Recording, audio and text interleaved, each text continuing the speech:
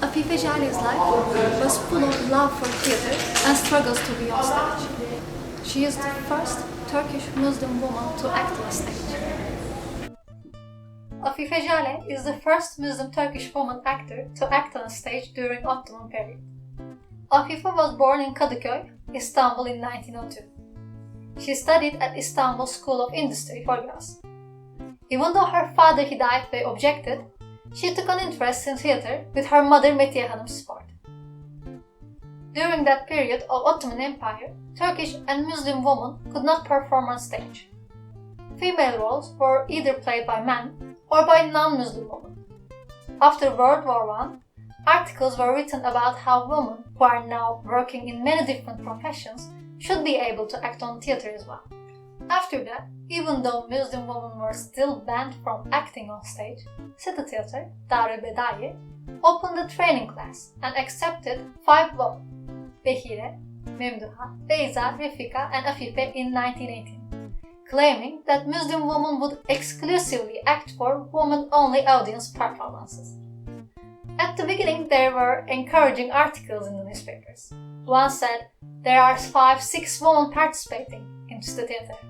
We are expecting all of the ladies who are from respected families to work hard and earnestly, and repeat that they are all the hope of Turkish stage life."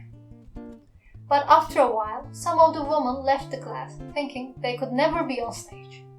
Amongst those who kept training, Refika Hanım became the first prompter behind the City Theatre stage.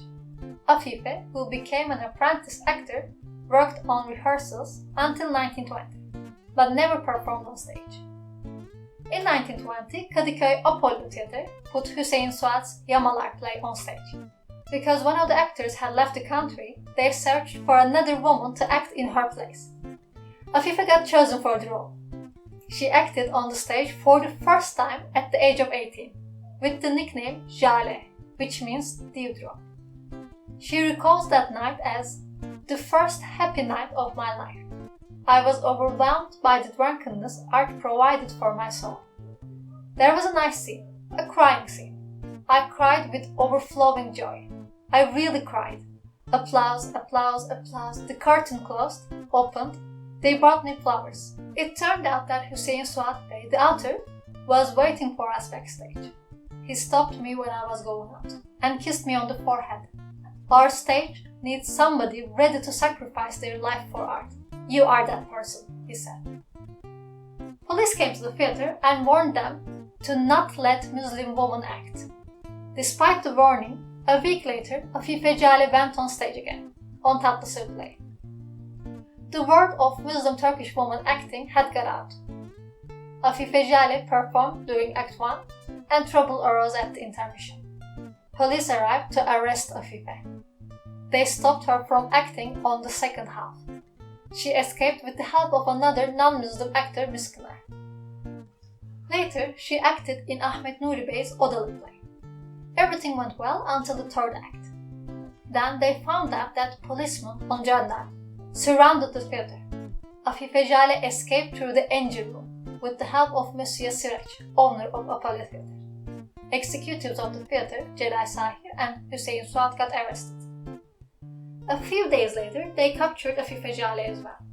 At the police station, a commissar intimidated her and said, "Are you the one who forgot her religion, people and honor and acted on stage?" Because her father also objected theatre, she had to leave her home as well. Ministry of Internal Affairs, Tarihi and Anxiety, issued an edict and prohibited Muslim women from appearing on stage. Same year, on 8th of March, municipality removed Afife from the theatre company. She left to tour Anatolia with a number of theatre companies under different aliases. She encouraged many Turkish women to act on stage. City police's pressure put her through a lot of hardship and her health began to worsen. A foreign doctor prescribed her morphine for headaches, and in time she became an addict. Freedom and work opportunities of women had increased with the establishment of the Republic. From then, there were other Turkish Muslim women acting on stage. She got married to composer Selahattin Pınar in 1929. He made many famous pieces for his wife, but Afife's condition due to addiction got worse. Ultimately, their marriage ended. Afife Jale tried to recover many times. Remaining of her life was very lonely and difficult. Finally, she decided to stay in Bakırköy receptionist duty. She passed away when she was 39 in 1941. To honor her memory, every year Afife Theatre Awards are given to successful actors. There are many movies, documentaries, theatre plays, and various works of art made about her. This place used to be an unused church. It was renovated and repurposed as a theatre. Since 1993, it serves as a place to all amateur and professional theatres and musicians.